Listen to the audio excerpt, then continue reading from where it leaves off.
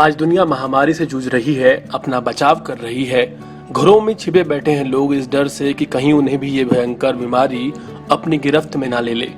इसी बीच डॉक्टर्स और नर्सेस अपनी जान की परवाह किए बिना दिन रात मरीजों की सेवा में लगे हैं। खास तौर पर जब हमारे जहन में कोई नर्स आती है तो हम उन्हें सिस्टर के नाम से पुकारते हैं, क्योंकि नर्स ही सिस्टर की जगह ले सकती है। लेकिन क्या आप जानते हैं कि दुनिया की पहली नर्स कौन थी और वो कैसे नर्स बनी? आज अंतर्राष्ट्रीय नर्स दिवस है। हर साल 12 मई को नाइटिंगेल के जन्म दिवस को अंतर्राष्ट्रीय नर्स दिवस के रूप में मनाया जाता है। वैसे तो पहली बार नर्स दिवस मनाने का प्रस्ताव 1953 में रखा गया था, लेकिन पहली बार इसे 1965 में मनाया गया था। इसके बाद साल 1974 में ये घोषणा हुई थी कि हर साल 12 मई को ही नर्स दिवस मनाया जाएगा।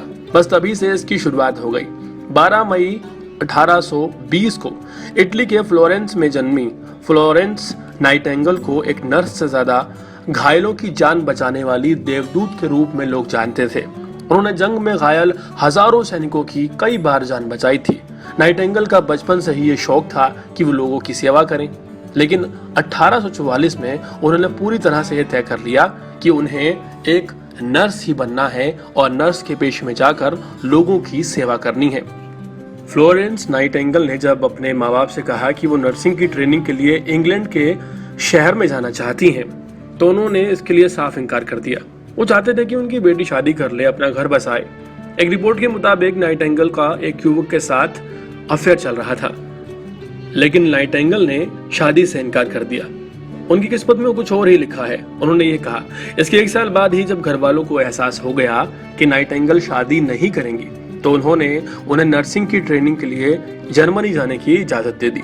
फ्लोरेंस का सबसे महत्वपूर्ण योगदान क्रीमिया के युद्ध में रहा, जब 1854 में उन्होंने 38 नर्सों के साथ घायलों की सेवा की। दुनिया की इस पहली नर्स को उनके सेवा कार्य के लिए the lady with the lamp की उपाधि से सम्मानित किया गया।